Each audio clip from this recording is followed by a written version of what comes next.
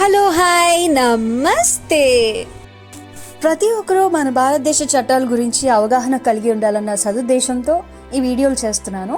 కాబట్టి అందరూ ఈ వీడియోలను లైక్ చేయండి, అందరికీ షేర్ చేయండి, మన ఫ్లరిష్ విత్ లా ఛానల్ను సబ్స్క్రైబ్ చేసుకోండి. ఇలాంటి మరెన్నో ఇన్ఫర్మేటివ్ వీడియోస్ను మీకు అందించడానికి నేను సిద్ధంగా ఉన్నాను. మీ అభిప్రాయాలను మాకు కమెంట్స్లో తెలియజేయండి. డొమెస్టిక్ వైలెన్స్ యాక్ట్ 2005 గృహహింస చట్టం. ఈ చట్టం భారతదేశంలో మహిళలను ఇంట్లో జరిగే వేధింపుల నుండి రక్షించడానికి 2005లో ఈ చట్టాన్ని తీసుకువచ్చారు. ఇది కేవలం శిక్షించడం కోసం మాత్రమే కాకుండా మహిళకు తక్షణ రక్షణ మరియు వసతి కల్పించడం కోసం ఉద్దేశించబడింది. ఈ చట్టం పరిధిలోకి వచ్చే అంశాలు, హింస రకాలు ఇప్పుడు మనం తెలుసుకుందాం. కేవలం శారీరక హింస మాత్రమే కాకుండా మానసిక, లైంగిక, ఆర్థిక మరియు మౌఖిక అంటే మాటలతో వేధించడం కూడా ఈ చట్టం కింద నేరాలు. మొదటిగా శారీరక హింస అంటే ఫిజికల్ అబ్యూస్ గురించి తెలుసుకుందాం. బాధితురాల్ని కొట్టడం, తన్నడం, నెట్టడం లేదా గొంతు నొక్కడం, ఆయుధాలతో లేదా వస్తువులతో గాయపరచడం, ఏదైనా పని చేయమని బలవంతం చేస్తూ శారీరక నొప్పిని కలిగించే ఈ పనులన్నీ కూడా శారీరక హింస అంటే ఫిజికల్ అబ్యూస్లోనికి వస్తాయన్నమాట. రెండవదిగా లైంగిక హింస అంటే సెక్షువల్ అబ్యూస్. మహిళ యొక్క గౌరవానికి భంగం కలిగించే ఏ చర్య అయినా ఇందులోకి వస్తుంది. ఆమె ఇష్టానికి వ్యతిరేకంగా లైంగిక చర్యలకు బలవంతం చేయడం, అసభ్యకరమైన పనులు చేయమని ఒత్తిడి చేయడం, మహిళను కించపరిచే విధంగా ప్రవర్తించే ఈ పనులన్నీ కూడా లైంగిక హింస అంటే సెక్షువల్ అబ్యూస్లోకి వస్తాయి. మూడవదిగా మౌఖిక మరియు మానసిక హింస అంటే వర్బల్ అండ్ ఎమోషనల్ అబ్యూస్.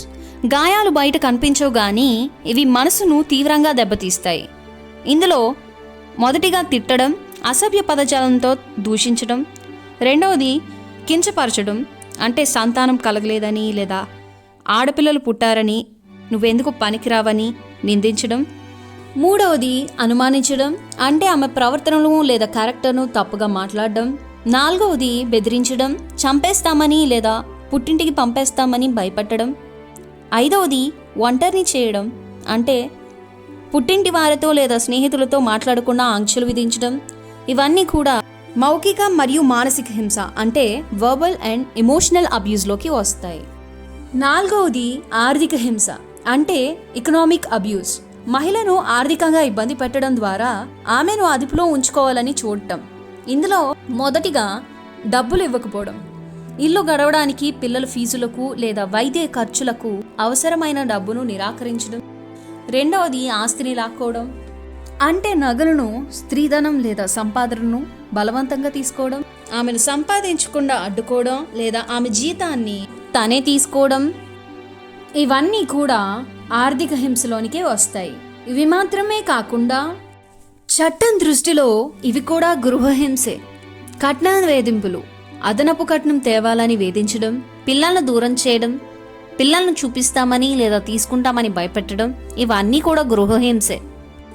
ముఖ్య గమనిక, పైన పేర్కొన్న ఏ ఒకటి జరిగినా అది గృహహింస కిందకే వస్తుంది. దీనికోసం మీరు సాక్ష్యాలుగా ఫోటోలు, వీడియోలు, ఆడియో రికార్డింగ్లు లేదా మెసేజ్లను కోర్టులో సమర్పించవచ్చు. మన భారతదేశ చట్టాల గురించి మరిన్ని విషయాలు తెలుసుకోవడానికి యూట్యూబ్లోను, ఇన్స్టాగ్రామ్లోని మీ ఫ్లరిష్ విత్ లాను ఫాలో అవ్వండి, లైక్ చేయండి, ఈ వీడియోని షేర్ చేయండి, సబ్స్క్రైబ్ చేసుకోండి.